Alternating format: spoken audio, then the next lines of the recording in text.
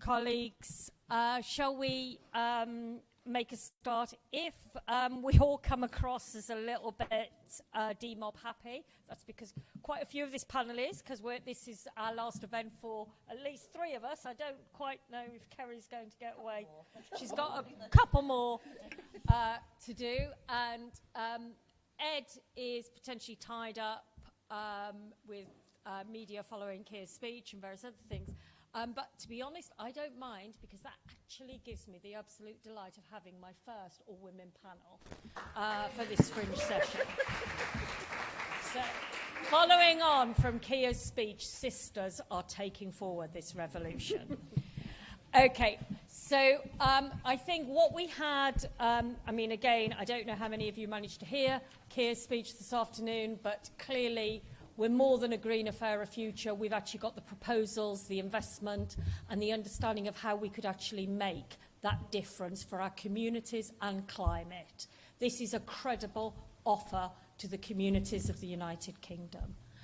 What we have to do, and what is absolutely critical, and I hope my colleagues on the panel will be able to help us in, is we can talk about future, but for too many of our communities, as Keir also said, this winter they will be cold, they will be hungry, they will be scared. People will be worried about what they're going to do as their smart meters tell them they cannot afford to pay their bills. We will see rent arrears, we will see challenges, and what we absolutely have to do is, if we're going to take people with us on our future, on that green future that is so essential, we have to address the today.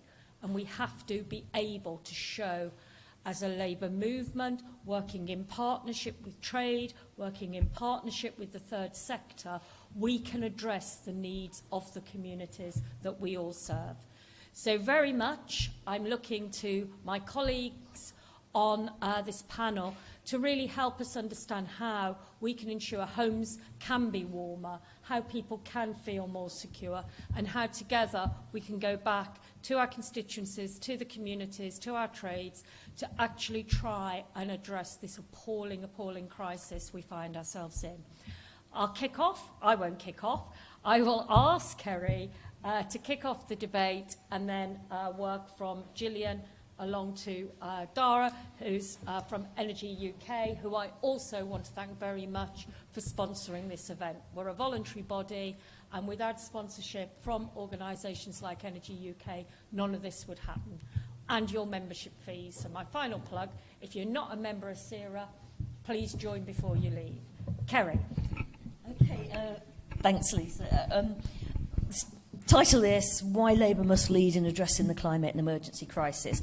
Well, I suppose the short answer is because the government is not showing the leadership that we need. The Committee on Climate Change recently, it does its annual progress report, it said there were only credible plans to reduce 39% of the emissions that we need to do to get to net zero.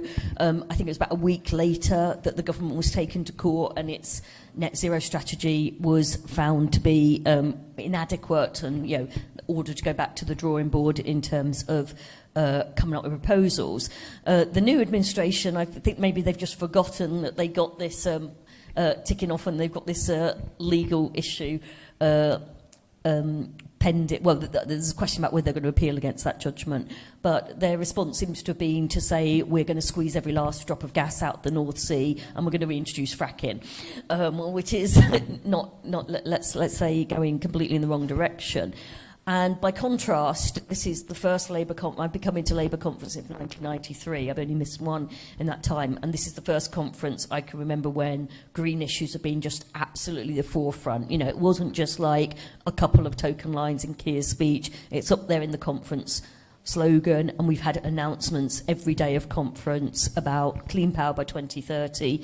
Was announced on the Sunday. Yesterday, Rachel and Ed spoke about this National Wealth Fund, which is about investing in British industry. So that's the gigafactories, that's the renewable ready ports, that's a whole host of things, to get us, and regional clusters of green industries. And then today, of course, we had that brilliant announcement about the Great British Energy Company, which went down really well on the conference floor, as you'd expect, given the scale of the energy crisis that we're facing.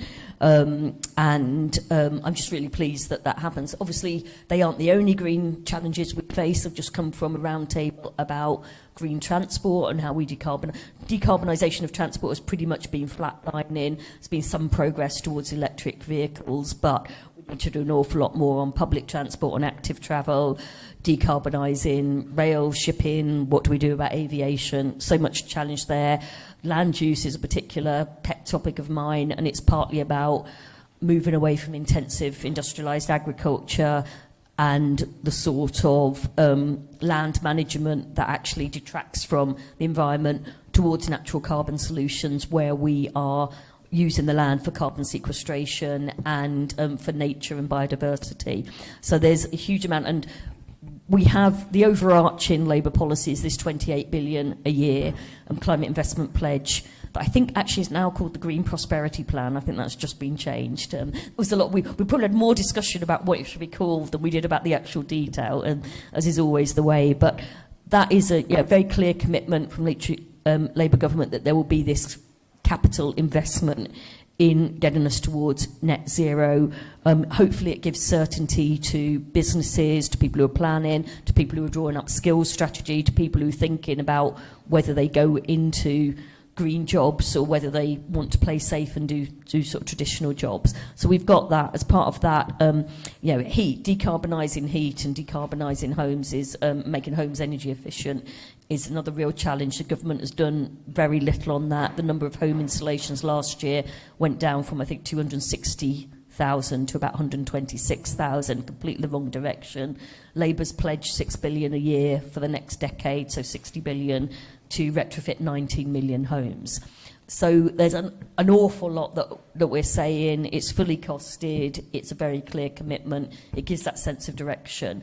The final thing I'd say is we obviously need to show international leadership as well. So we show that by demonstrating that we are meeting our own targets at home and we're being ambitious at home. But it's very worrying to hear that Liz Truss doesn't intend to go to the next COP meeting in Sharm el Sheikh towards the end of the year. We do still have the COP presidency.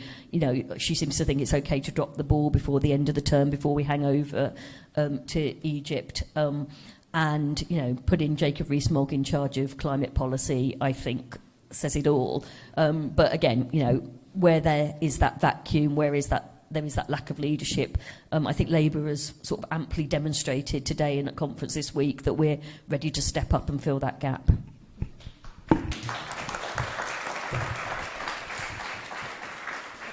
Kerry, thank you very much, Kerry. Moving swiftly on, could you introduce yourself as well?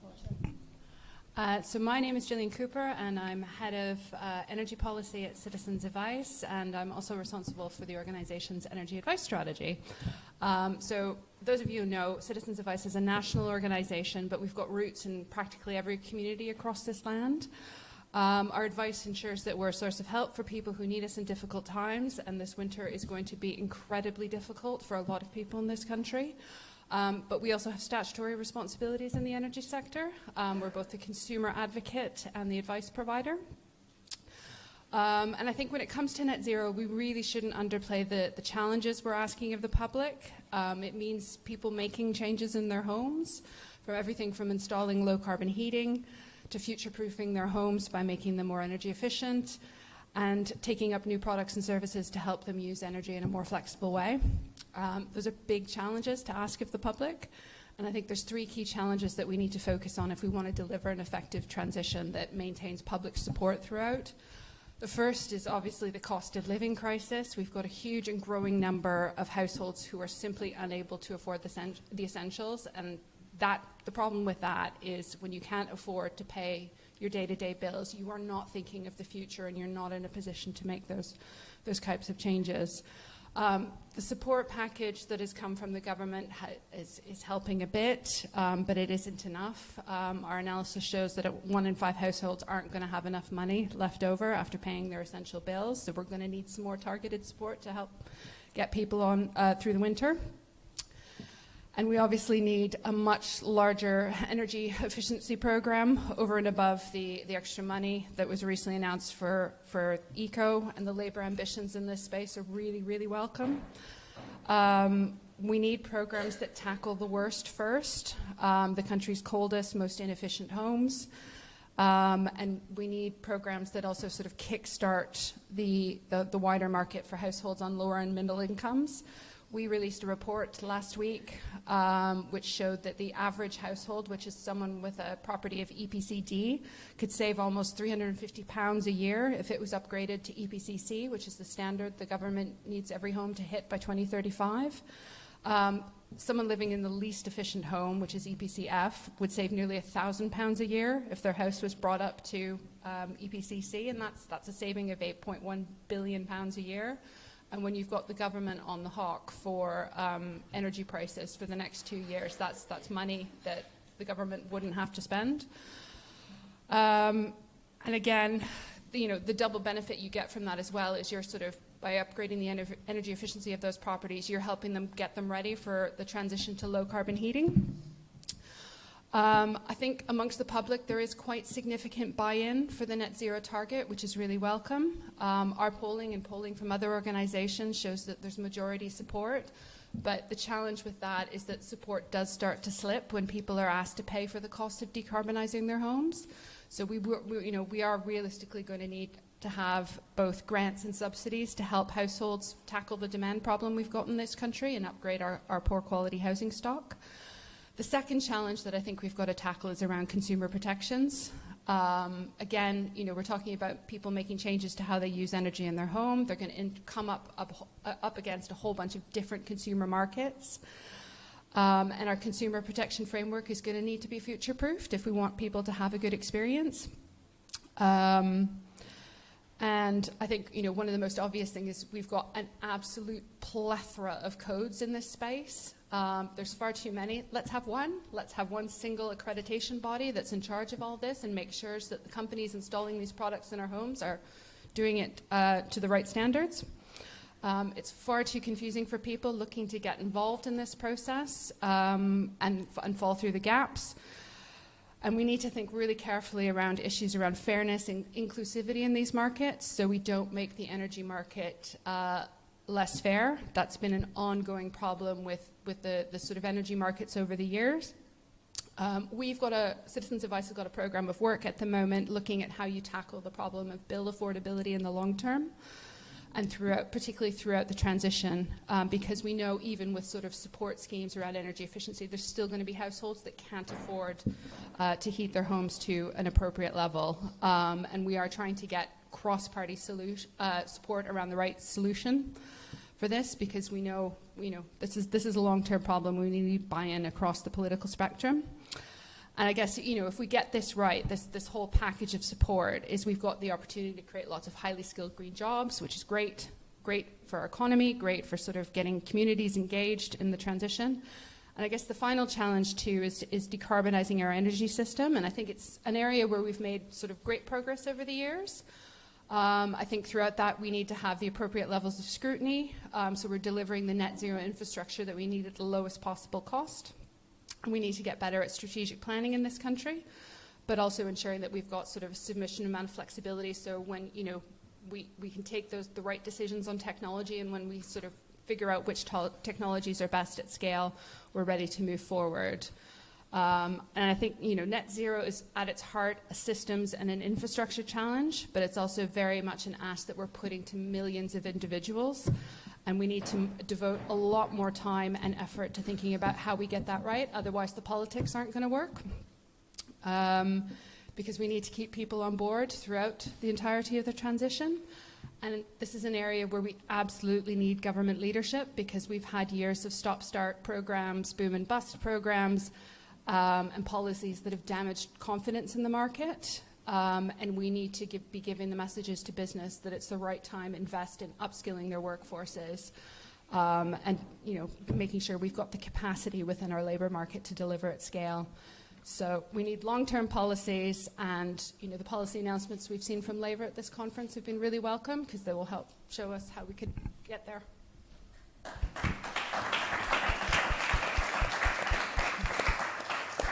Okay, so Dara and Gillian were having a discussion as to who went second, because not wanting to steal lines. So I hope Gillian hasn't stolen all your lines, Dara. It's me stealing hairlines. Thank you all for coming, and thanks to Sarah for working with us on this event. It's really good for us to be here and to be able to speak to members and the Labour Party. And thank you to Kerry for joining us, and Gillian and Lisa too. Really appreciate this opportunity. For those of you who don't know, Energy UK is the energy trade body representing over 100 companies in the energy space, from sort of FTSE 35 companies right down to kind of small innovators in different spaces. Our members include those supplying about 80% of the power in this country, so the generators, and also the suppliers supplying to over 95% of homes in this country. So we've got real breadth of membership. We've got some, small innovators in the smart heat space and EV charging, to those really big brand names that you all know in the generation and retail supply space, those that send you your bills. I think I should start by saying I think the Labour plans are really welcome. I think it's clear that this crisis has really sharpened the focus on the issues in the energy market, and that the way out is by focusing on net zero and doubling down on ensuring that we can meet those climate targets, as well as invest in jobs, skills, and more importantly, ensure our energy security in the UK. I think that when we talk about the whole system, one of the good things at Energy UK is that we're not technology bound to any one technology. So amongst our generators in our membership, we've got gas generators, nuclear, as well as offshore wind, onshore wind, solar, and lots of other innovative new tech in that space as well. Those looking into CCUS and systems, grid. And the interesting thing, I think, in that space, in that investment space, is that these are long-term investment horizons that we're looking at. You don't just sort of dip in and out of investing in this market. And the seriousness with which this needs to be approached, because this is a long-term program, is vital. And one of the things I think we've been really concerned about, and this is a shared concern, I think, across lots of different aspects of people involved in energy, is that ambitions and targets will only get us so far, and we really do need a serious plan to deliver, and that includes things like a technology roadmap. Also, includes kind of what's the actual plan to decarbonise heat in homes. How are we going to make our homes more efficient? And also, how do we modernise our energy system so it's a digital system that responds, and that people and businesses can respond and use energy when it is most plentiful on the grid, and it's cheapest. So there's a lot of work to do, but I do think we can get there. There's certainly no lack of ambition in our industry to meet those targets, and what we're looking for is certainty, because that gives investors the certainty they need to invest in the UK over and above any other country. This is a global market, and they are global investors, which links very nicely to the announcement of GB Energy, where I think more investment and more innovation in this space is absolutely welcome. And what I know our members will be thinking is, does this affect our plans? How can we work together? Because we need to welcome innovation and investment into this space. It's really important it's a level playing field, so that everybody can take up the opportunities. I think, interestingly, on the kind of system side, the demand reduction and decarbonising heat, those are big issues, and they are fundamental to addressing climate and energy and this energy crisis, and none more so than changing the retail market. The retail market is energy suppliers, the ones who send you your bills, who ask for your meter reads. We've had 30 of them go out of business since August last year. That's added £4.8 billion to everybody's bill. There's lots of reasons that happened. Fundamentally, one of those is a failure of regulation, I think. But also, prices being so high, they were operating in a market in an unsustainable way. So I think we're in a different place now for those companies that are still active in this market. But they're not making loads of profit. Most of them haven't made a profit since before the pandemic. This is the retail energy companies I'm talking about. And I think what we really need to think about in this space is there has been a welcome intervention from government in getting people help this winter. It's fundamental. It's important that it's been done to give people a little bit of breathing space so that they can get some support with their bills. But in the long term, we need to think about what the future is for the retail market, and we need to be thinking about their crucial role in serving every home in this country, and how we reform things and make it so that actually your engagement with your energy supply isn't just switching once a year when you get your email from you know, whatever switching site you use, and you save £25. It needs to be much more fundamental and important than that. It needs to be wrapped up in what energy efficiency offers. How are you decarbonising the heat in your home? How are we getting people off the gas grid? Is it linked to how you can use energy smartly? What are those interesting and novel tariffs? How will that work with a heat pump if you have one, or an EV charger, or even smart products where actually I just want to use my dishwasher when it's cheapest? You know, those sorts of things. It's not a future that's out of sight or out of touch. We just need to make it accessible for everyone, because ultimately, and I'll finish, Lisa, because I know we want to get into some discussion, but ultimately, energy is an essential service. Everybody should have access to the heat and light they need in order to be comfortable and warm and safe in their homes. I have never known a time in this industry where we've talked about energy in the way that we have in the last 6 months, where that fundamental focus of energy as an essential service has almost broadened, where we're talking about energy as a public good. And it is really, really important, and it's important that we get the future right for us and for future generations.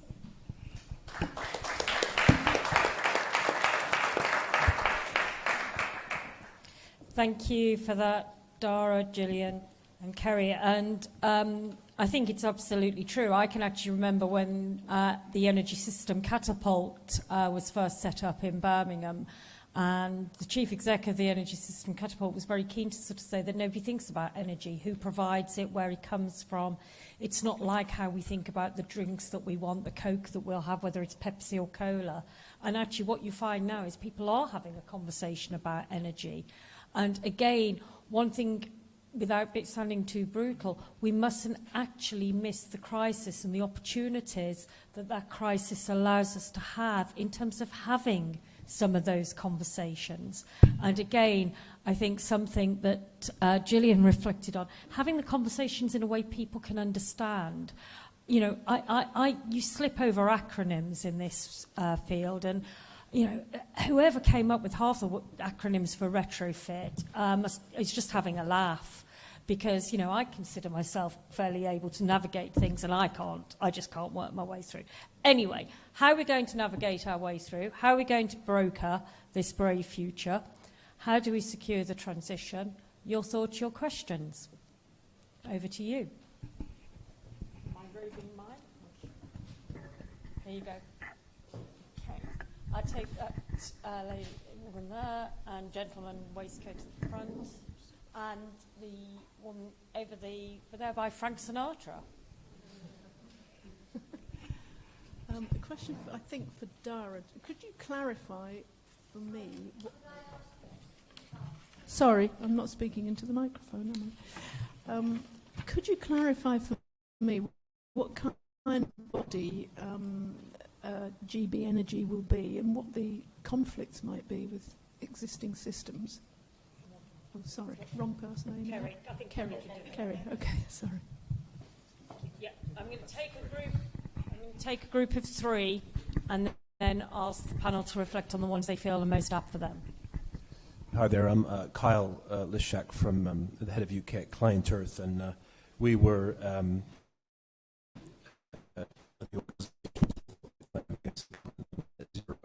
which you mentioned. Kerry, I was very interested in management.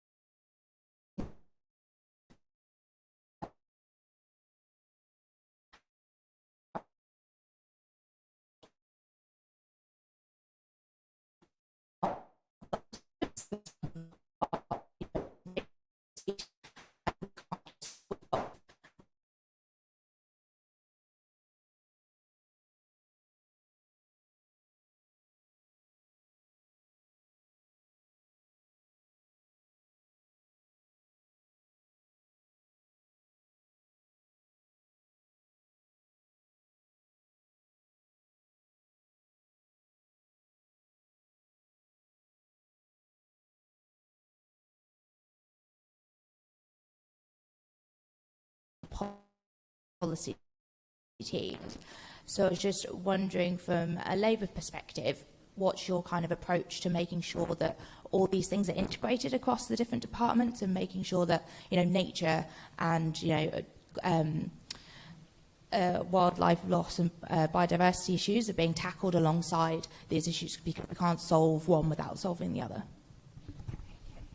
Okay, fantastic. So GB Energy, what kind of company it's going to be, Labour's ability to incentivise better land management, the few niche businesses, niche areas, how on earth can we actually support and protect those through something like an energy crisis, and how do we ensure that biodiversity is a core part of that transition?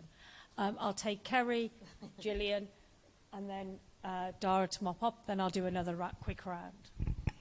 Okay, that's an awful lot for, yeah, you could talk forever about all of these things. But so the GB Energy, it's basically a state-owned, you know, publicly owned company that will be investing in the clean power side of things. So we had the Clean Power Pledge by 2030 that Keir announced on Sunday. We had the announcements yesterday about the industrial side. So if you look at Sweden, has a company Vattenfall, which is involved in like onshore wind in Wales. It's actually involved in Bristol, and we've got this heat pump, you know, project. So we've got the Swedish investment there. If you look, Keir referenced in his speech the sort of things that EDF are doing as a French publicly owned company. So yeah, that is the way it will operate. So it will be on the green side of things rather than competing with the energy companies on the sort of fossil fuel side of things. So the idea is to drive forward that agenda. So yeah, I don't know if that's enough information, but yeah, along those sort of lines. In terms of the zoo, so my understanding is the business support package. So last Wednesday, the government announced that they'd already announced the support with energy bills for individuals, you know, for households, and then to announce support for businesses. And my understanding is it would apply to businesses across the board, and it would apply to charities, community organisations as well. So they'd all be eligible for that support and keeping the bills down. That is, I think, only a 6-month guarantee though. So this is a question about what happens to energy prices. It gets you through the October price rise and the December price rise, but then, oh no, the January price rise, but then I'm not sure what happens after that. So you need long term. I would think, I mean, I don't know how the zoos are fixed in terms of things, you know, like renewables, like having solar panels and being able to sort of maximise their energy production and maybe sell some energy back. But that might be something that with the 28 billion investment pledge that we've got for that sort of capital investment, it might be available for. It's certainly something we're looking at spending some of that money maybe on schools, bringing them up to standard. Some of the new build schools are already fine, they've already got solar panels and that in them, but a lot of the NHS estate, the prisons, the primary schools in particular, will need investment to, in the same way that homes need the retrofitting. So we're looking at that. In terms of I think they're linked, the land use issue and the biodiversity. It's slightly complicated in that, you know, it would be Alex Sobel's role within the DEFRA team to work on nature and biodiversity and things, but it's absolutely, you can't disconnect it from climate change. And I know Alex is very keen on, you know, to pursue the climate change angles, and I'm very keen to pursue the biodiversity angles. And I have to say, I think, you know, Zach Goldsmith's just been sacked from his role as Animal Welfare Minister, but he's still got the international environment role. And I know that, you know, he thinks that some good things are happening. He's keen to pursue them at COP15, so which is coming up, I think, next month in Canada. So that's important. There's a Leaders Nature Pledge that's just been updated. I didn't see the UK's name on that, and that's something that I've only just been looking at in the last few days, and it looks like countries like Canada and Germany are taken, they're quoted, so I need to see whether the UK signed up to that. I think Zach would want to, but given the direction of the government that he's now part of, probably wouldn't want to. But it's crucial. And I think that the overlap is when you do get into the natural climate solutions. So huge potential in the marine side of things. I'm down as a blue carbon champion, which is a scheme with the Marine Conservation Society. I've got MPs signed up. But, things like kelp forests and seagrass and just the massive role that the ocean can play on that front. Peatlands, there's a conference resolution which I don't know if it was dealt with today. I think it might be tomorrow morning. I was involved in the composite, and on Sunday night there's a motion about climate change. There's a big section in that on peatlands and about how we've got to stop prevent the burning of peatlands, in the interests of grouse moor so-called management.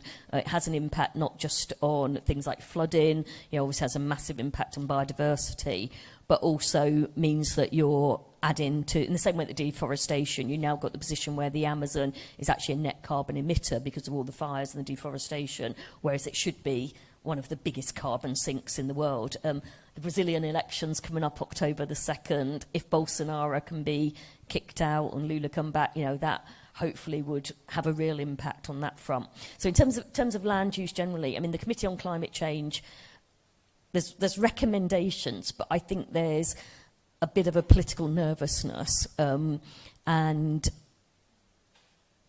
that's why I really welcomed the approach in the Agriculture Act, the public money for public goods, so paying farmers not just for how much land they own, but what they actually do with it.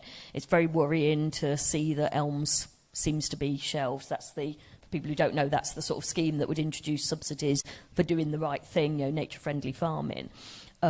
It's not surprising that Mark Spencer, the new farming minister, is against that approach. So we've got to fight to retain it. There were some problems with Elms. It was complicated, and issues about whether it would properly reward farmers. But that would still be, public money for public goods would still be our approach.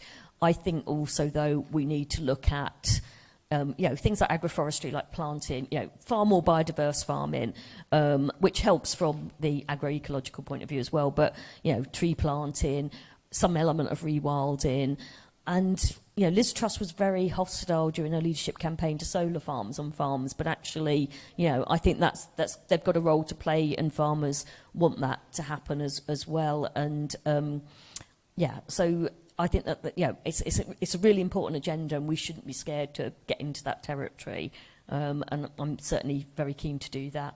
Thank you, Kerry. Do you want to? Yeah, just to address the point on sort of need for more joined-up government, I think that is a sort of challenge we've got at the moment, where when you're thinking about the impact of the energy crisis at the moment, it's sort of obviously people living in cold homes has a severe impact on health, and if we think about the sort of costs of addressing the solution, if you were sort of properly considering the impacts on the NHS, the impacts on the education system, the impacts on sort of every other aspect of people's lives, it becomes much easier to bring forward that holistic support to treat the whole person, to treat the whole household in terms of providing them the support they need so they can live in a warm and safe, comfortable home. Thanks. Okay, Dara. I'll be brief. Just to the point on business energy use, you're absolutely right. I think that this. Kerry did say that the government's plans on supporting businesses are valid for 6 months, and then my understanding is that they want to move away from the sort of catch-all, broad brush support for all businesses, and make sure that they're identifying and targeting the businesses who need the help and support the most because of what they do, but also because of their risk profile and what it might mean. So I don't speak for government, but I hope that gives you some comfort that there is a plan, and industry are in the room talking to government about what happens at the end of 6 months. How do we make sure that we're targeting it? Because there are companies that are making money and can afford their energy bills. So how do you make sure that we're targeting the help and support?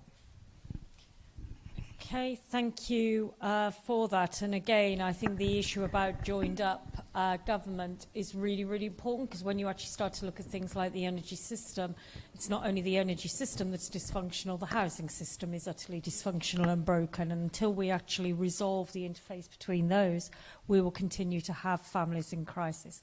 Okay, over to you guys. Woman there. Woman there, and woman at the back. Thank Thanks very much. Very, very interesting. My name's Patu Rundle, and I'm an NGO that has been working for about 40 years on the baby milk issue, the Nestle boycott, and I hope all Labour Party members remember all that. But basically, when Keir this afternoon mentioned about partnerships, alarm bells went off in my mind. I very welcome everything he said, but the partnerships with the businesses are a major, major problem in our area. And I just wanted to know where the end was in this, and where are we going to get, because in the milk industry, which I know really well, and the trade of the milk industry and the trade of everything, and how that contributes to deforestation and everything, land grabbing, everything, it's all mixed up in that.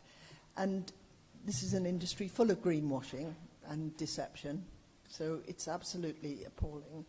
So I'm just wondering, what does the Labour Party going to do about limiting the partnership approach to something that doesn't mean shared governance? Because for most of the corporations I deal with, they love it. There's nothing they prefer than to be in partnerships with governments all over the world, and then they have a foot in the door to actually influencing policy setting.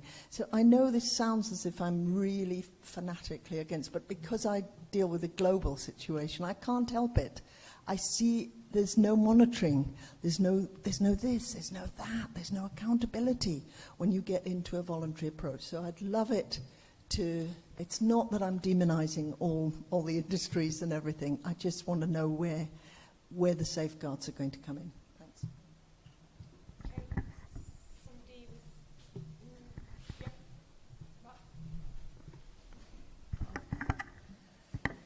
Hello everyone, I'm Irene O'Hare and I'm a delegate from Suffolk Coastal and... Sorry? Well, thanks for making me feel depressed. Yeah. I've been going round getting as much sympathy as I can throughout conference by saying Therese Coffey is my MP. I've never been stroked so much in my life. There you are, poor old dear. Okay, here I come to the point. There's a big proposal, and I'm not sure, maybe Tim, you know, how far ahead it's going for Sizewell C. We have Sizewell A, which is square, and we have Sizewell B, which is a big round thing. And here is coming Sizewell C. Now, obviously, in any circumstances, that's a hard sell to the local population.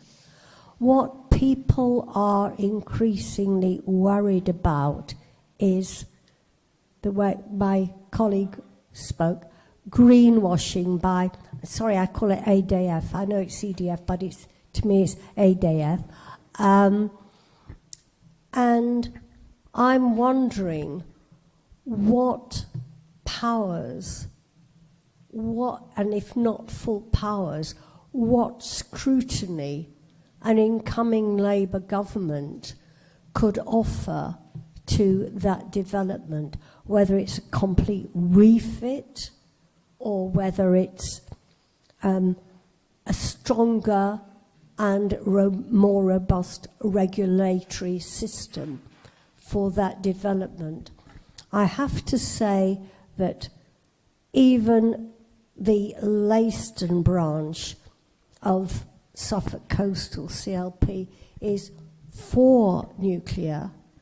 I mean, the whole CLP is for nuclear, but we're very much aware that greenwashing is going on and that there must be a way of achieving proper nuclear power.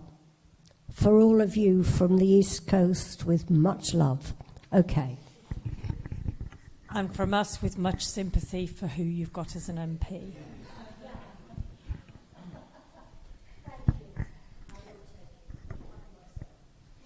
Hi, I'm Lucy Martin. I work for Tier Fund. We're an international development organisation.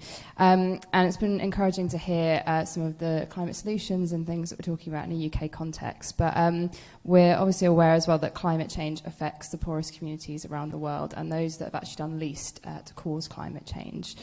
So I'm interested just to hear a bit more about talking about leading on climate and nature, what that looks like on the world stage, and particularly thinking about things like climate finance and how we can support those who are really on the brunt, like in Pakistan or in East Africa, where they're experiencing a hunger crisis at the moment. Okay, certainly some pretty sizable questions there, but really partnership, how can we actually ensure it's for the common good? How can we actually ensure appropriate scrutiny, Sizewell, but potentially all new nuclear if we're talking of that?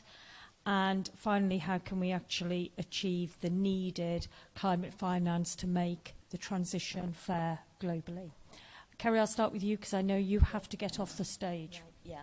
Yeah, so I've actually got to go to an Oxfam thing next, so very much on the development front. The first point, and the greenwashing by business generally, that's come up at another event I was at earlier today, and we started talking about things like labelling products and sort of how you police some of the claims that they're making to be, when things not just claiming to be greener than they are, but perhaps more ethical than they are.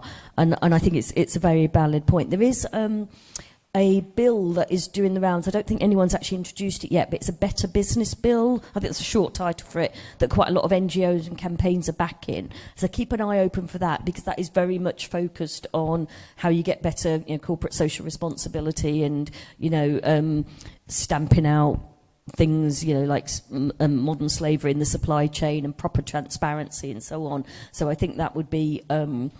we did try to do some of that in the Environment Act, actually, linked to deforestation in the supply chain, but the government was only prepared to go a certain way. But look out for that, and I think that you might be interested in that side of things as well. In terms of nuclear, I can't claim to be an expert on the details of what's actually happening at Sizewell, but I think you're right to say that, as Claire said today, nuclear is very much part of the mix, but you've got to make sure that the companies are accountable and properly regulated. There was an energy security bill that was introduced in the House of Lords a couple of months ago, and the government, the new regime, the Truss administration, seems to have shelved it. And Alan Whitehead, who's the Shadow Minister for Energy, had been doing a huge amount of work with our shadow front bench team in the Lords, putting down amendments, and I think that had sections in there on nuclear. I didn't get round to discussing with Alan, because we would have been doing the bill committee together when it came to the Commons, but Jacob Rees-Mogg, we're not sure whether he's just axed the bill altogether or whether he just wants to look at it, but all we know is that it's been put on hold. So that would have been a good opportunity to make some of these points about how we make sure that that the sector is properly regulated and controlled. I was on the Environmental Audit Committee and the EFRA Select Committee for quite a few years with Therese Coffey as Environment Minister. So she was constantly, and also I chaired the All-Party Group on Agroecology. So I seemed to have her in front of me, supposedly answering questions an awful lot. And no commitment to the environment at all. And she's got, very much an ideological objection to intervention anyway. So when it came to air pollution, she wouldn't even meet the BMA to talk about it. Apparently she said they were trade unions. She didn't want to talk to trade unions. Wouldn't meet organisations like the RSPB. And now she's got the health brief, and we've heard they're already scrapping the obesity action, children's junk food things. So, I'm sure you don't need me to tell you how bad Therese Coffey is, but hopefully she won't be in post for very long. But it just seems very odd to me that she's risen to the heights of Deputy Prime Minister despite not showing any discernible talent or anything. Anyway, we could probably have a long chat about the evils of Therese Coffey. But in terms of the international climate fight, I am worried about as I said, about the international leadership, given that Liz Truss says she's not going to go to the next COP. I think Alok Sharma is very much dedicated to his brief, but seems to be like being almost abandoned by all those around him, but I think he's hanging on until we get to Sharm el-Sheikh. If you look at, we tabled a question recently about which countries had actually delivered on the pledges, or it was pledged at last year's COP about everyone raising their NDCs and making more of a commitment, and very few of them have actually done that. Very little of the finance that's been pledged has actually, people have not actually paid up. So there is a real job of work to be done on green finance and indeed on blue finance, so that we can have blue bonds that help fund marine conservation, so there's not the overfishing and the exploitation. And loss and damage is another issue where we need to make sure that's firmly on the agenda in COP. So I haven't, because I only took up the brief in June, and then the whole energy bills thing kicked off, and we've been working on the announcements for this week in conference. I haven't had much of a chance to look at the international side of things, but given that COP's not very far away now, that will be very much on my desk when we get back to Parliament after the Tory conference. Thank you. Dara? Thank you. So Kerry talked a little bit about the regulation in the energy market, and I think it's worth coming back to that, to the points made about business and nuclear power. Energy is a highly regulated market. It's an essential service. It's absolutely right that it is highly regulated. It's important that the regulation is both economic and in the consumer interest, and it's really, I think, one of the things that we do need to think about going forward, because if we want to speed up certain deployment of certain types of energy and technology, then perhaps we need to think about how we regulate in this country and what the aim and the purpose is of that regulation.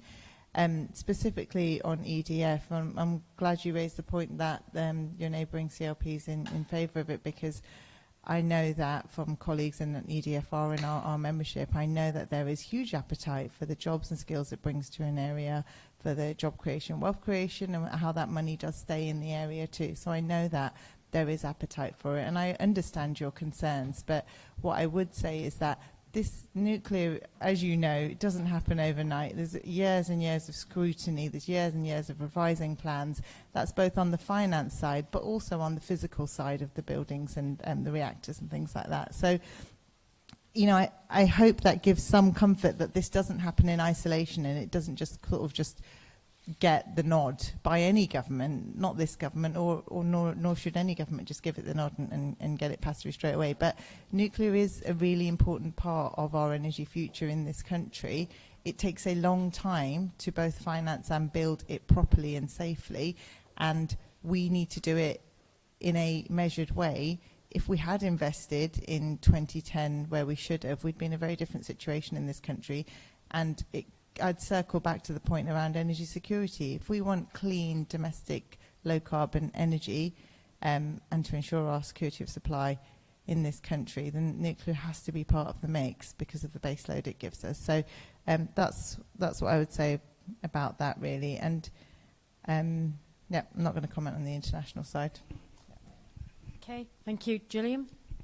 Yeah, just a point for me on regulation, because I think it's really important. It's not just about having the right rules in place for that particular market. There also needs to be enough money. So if there are companies, organizations breaking the rules, the enforcement bodies can afford to enforce against them, because I think that's where we've got a lot of problems at the moment, where there just isn't the ability to take action when there's failures in markets, and that's particularly the case with some of the markets, consumer markets, that will be involved in the net zero transition with our homes.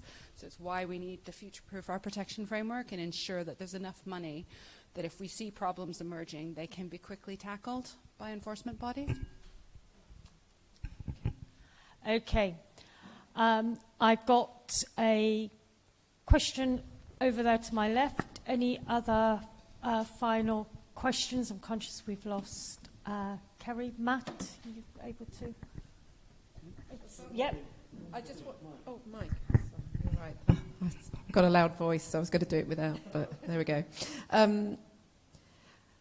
My concern, I'm really pleased to hear, I'm very pro using nuclear, clean energy for producing energy and electricity, but there's no conversation about what's going to be done with the waste that's produced by nuclear power stations.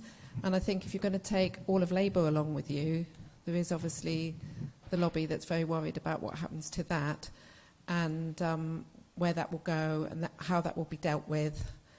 We don't want to be seen as a country that's sort of giving our nuclear waste to some other country to deal with because it's difficult to deal with. So if we're thinking about international recognition of doing things the right way, that needs to be thought about. What are we doing about that? Yeah. Okay, any more final points? And again, I think that point about being conscious of your displacement impact, again, you've seen with the government's approach to clean air, they've sort of decided that there's various places where the air quality is not good. Birmingham put in a clean air zone. Fine, we've met the government requirement, but everyone who now lives around that zone, actually they are experiencing the worst pollution of anywhere in the city. And it's again understanding the system as a whole and its impact upon place. So, what do we do with nuclear waste? How do we regulate on waste? I think I have to go to you on that one, Dara, first. Yeah, so it's anti-nuclear, so I'll shut it off. And so I'm not a technical expert, but what I do know is that part of that very long and detailed approach to planning for nuclear does include those quite in-depth conversations about where does the waste go. And I agree with you, we should be thinking about what happens with it and being very careful that we don't displace, and link to the earlier question that we're not harming our neighbours, particularly those in the global south. So I completely agree with you, but I don't know the detail of how we dispose of the waste. I'm sorry, because I'm not a technical expert, but I do agree. And I see, for me with nuclear, I think, we have to be really realistic. It is not a quick project, and that is why we take a long time, because it has to be done well. And that's right. And part of that is scrutiny. And that means scrutiny from the opposition, and it means scrutiny through regulation, and it means scrutiny from consumer groups. So I know that Gillian's done work in the past on the RAB model and whether it delivers value for money for customers. And that's really important. So that I would refer back to that. The length of time it takes is because it needs proper scrutiny. And actually, it's why we have to have a well thought through technological roadmap and a real plan for what we're doing with clean energy. Again, I think what we will be seeing over the next year, and I think what is important from this conference, we've got a clear mission. We want that greener, fairer future. How we get there and the different energy mixes and what's going to be required to achieve that, I think has to be the debate, and I very much hope Sarah will be part of that, because again, hydrogen is an area we need to have the proper debate. Nuclear, clearly also. Gillian, I'm going to hand to you, not to necessarily make a statement on the regulation of nuclear waste from a citizen advice perspective, but maybe just to sum up from your perspective. I'll then return to Dara for any final point, and then we'll be able to wrap up the session. So I think the challenge, for Sarah members is sort of, with the net zero transition, we are going to have a very difficult period for so much of our society as a result of the energy crisis. And it probably will make aspects of the transition more challenging, because people will not be able to pay for new technologies in their homes. People will not be able to make that transition without significant financial support. So I think, the best thing CERA members could do is make sure that there are opportunities to support people along that journey, and ensure that, the new products and services that come forward into market are fully inclusive, and, vast majority of people in the society will be able to take advantage of them.